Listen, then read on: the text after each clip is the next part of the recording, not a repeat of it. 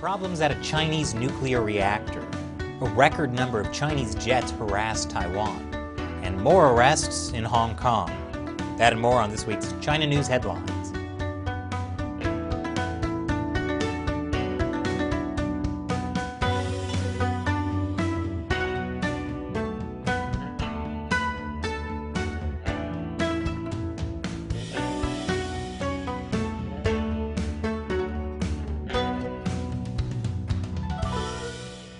Welcome to China Uncensored. I'm Chris Chappell. Starting off our great week in China, there may have possibly been a leak at a nuclear power plant. French power group EDF said on Monday it had been informed of a build-up of inert gases at its plant in China and had called for a meeting with its Chinese partner. CNN also reported that Framatome, the EDF unit which designed the reactor, had warned of an imminent radiological threat. Okay, it is true there is a potentially dangerous issue at the Taishan nuclear power plant. But according to the Chinese Communist Party, everything is fine. State-run China General Nuclear Power Group, the majority owner of the joint venture with EDF, said in a statement on its website on Sunday that operations at the nuclear power station met safety rules and the surrounding environment is safe. See, it's safe. Would the Chinese Communist Party ever lie to the world to cover up a dangerous leak? Yet despite the assurances, the U.S. is apparently still looking into the nuclear plant leak.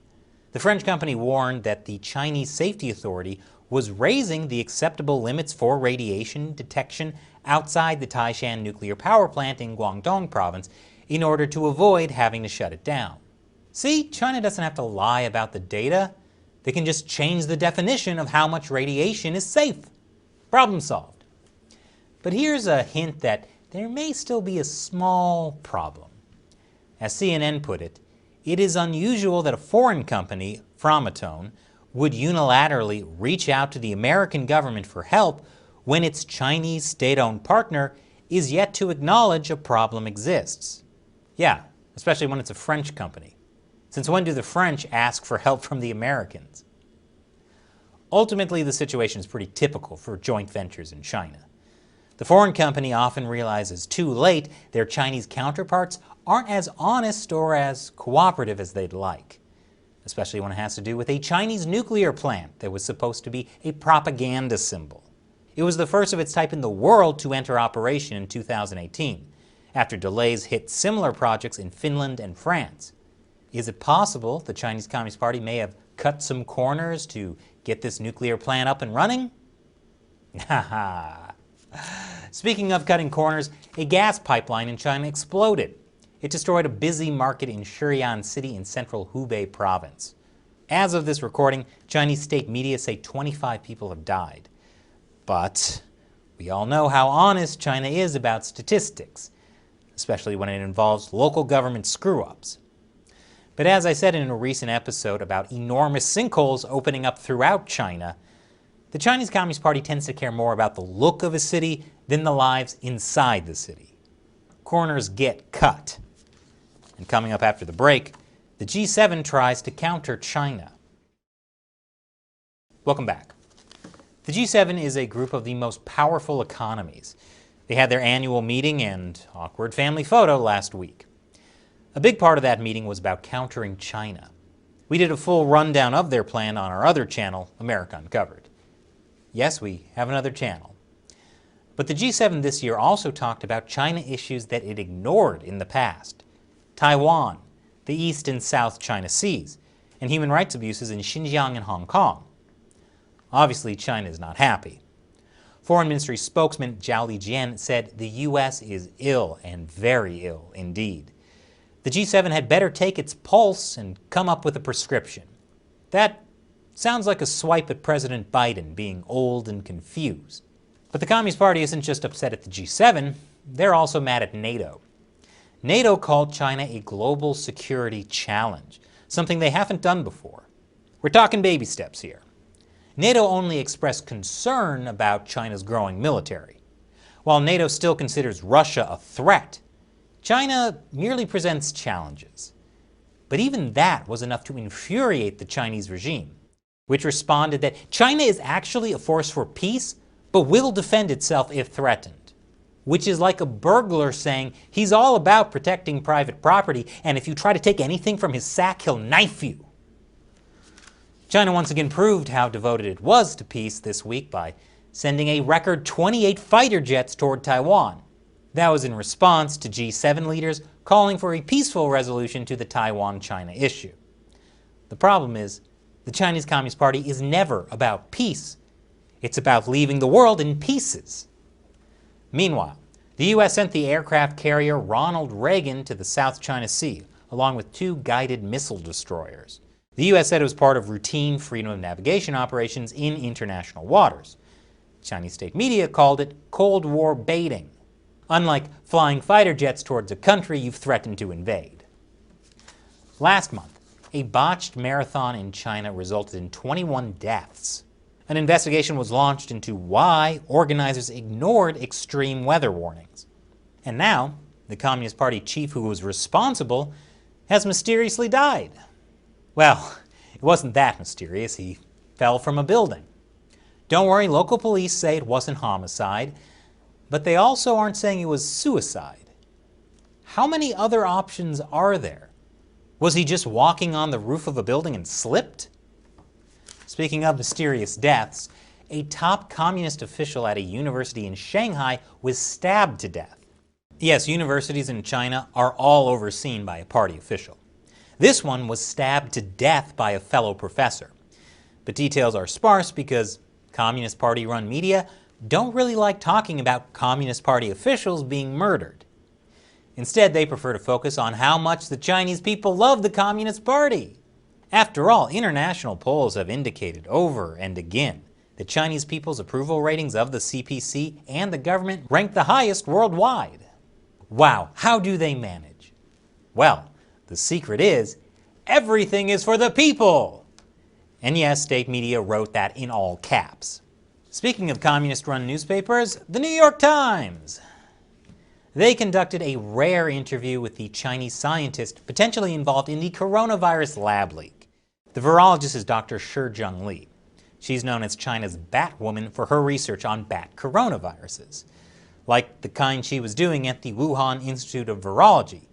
That was getting U.S. government funding approved by Dr. Fauci to do research making coronaviruses more contagious and deadly. Did I mention the Wuhan Institute of Virology had known safety issues? Or that some scientists have been saying for over a year that there are signs the coronavirus was engineered? Anyway, as the New York Times says, the idea that the virus may have escaped from a lab had long been widely dismissed by scientists as implausible and shunned by others for its connections with former President Donald J. Trump. But now that Trump is impeached and out of office and banned from social media, can we please start investigating the truth of a deadly virus that was never actually connected to Trump in the first place? It turns out, still no. That's why the New York Times interviewed the virologist at the center of all this, to dismiss the idea once and for all. Dr. Shi has denied these accusations and now finds herself defending the reputation of her lab and, by extension, that of her country. You see, saying the coronavirus may have leaked from a lab is racist and xenophobic.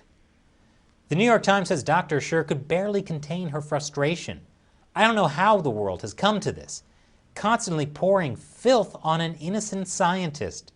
I'm glad the New York Times is still doing the propaganda work of the Chinese Communist Party. But you know who isn't doing the CCP's work? Romania. They've just banned Chinese telecom Huawei from the country's 5G network. Every U.S. administration, from Obama to Trump to Biden, has warned about the risk of Huawei. The fact that these three guys agree on anything tells you something. And more countries have been joining the U.S. in banning Huawei from 5G networks. It's part of what the U.S. State Department calls the Clean Network. Just another Trump-era initiative the Biden administration is carrying on. And Hong Kong police have arrested more democracy activists. I'll tell you why after the break. Welcome back. Over in Hong Kong, people celebrated the 2-year anniversary of the 2019 anti-extradition protest. It launched months of protests against the Chinese Communist Party and its growing control of Hong Kong. And of course, ended with the Hong Kong National Security Law, which was pretty much everything they were protesting against. Which is why this anniversary was celebrated by police arresting people for commemorating it. But that's not all. Hong Kong police have had a busy week. Hundreds of police raided the offices of the Apple Daily, a pro-democracy newspaper. They also arrested the editor-in-chief and other executives. Police said Apple Daily was violating the national security law by publishing articles which called for sanctions on Beijing or Hong Kong. When other media tried to ask the police which Apple Daily articles violated the national security law, the police refused to answer. It's almost like they're trying to make all Hong Kong media afraid of publishing things that could get them arrested. Police also froze Apple Daily's assets, so it's not clear how long the paper can keep going. But Apple Daily defiantly printed 500,000 copies the day after the police raid with the message that everyone has to hang in there. Meanwhile, Jimmy Lai, the founder of Apple Daily, is being put on trial. He faces life imprisonment. For what? Why? For violating the national security law. Somehow. Something to do with colluding with foreigners to do something. Look, they don't need a reason. On the bright side, the American anti-communist organization, the Victims of Communism Memorial Foundation, awarded Jimmy Lai a top honor for his lifelong commitment to democracy in Hong Kong. Hopefully he can accept the award in person one day. But if he ends up in prison for life, they also will present Jimmy with this very nice cake. Jimmy, we put a special ingredient in the cake. But I'm happy to say I won't need to bake a cake for Hong Kong activist Agnes Chow. She's been released from prison. She never should have been in prison in the first place. That's according to the Congressional Executive Commission on China, a bipartisan group of U.S. lawmakers.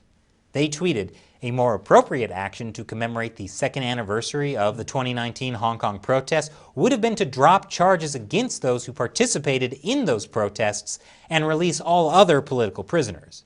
Which sounds to me like these hostile foreign forces have been colluding with everyone in Hong Kong.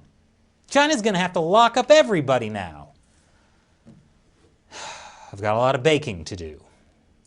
But first, it's time for me to answer a question from a member of the China Uncensored 50 Cent Army, fans who support us and our efforts to expose the truth about the Chinese Communist Party by contributing through the crowdfunding website Patreon. Mika Ranta asks, that sinkhole looks like Photoshop or something. Mika is referring to this thumbnail image from our recent episode, China's massive sinkholes are swallowing cars and buses. A lot of people ask me that, actually. It does look Photoshopped, doesn't it? After all, it's kind of hard to believe this is real. It's real. Sometimes things that happen in China are beyond belief. Thanks for your question and your support, Mika. And a big thank you to everyone who supports China Uncensored on Patreon. We could not do this show without you. So thank you for joining us in the fight to expose the Chinese Communist Party to the world. If you're interested in joining, head over to patreon.com/China Uncensored. You'll get a bunch of cool perks, including the chance to have me answer your question on the show. Once again, I'm Chris Chappell. See you next time.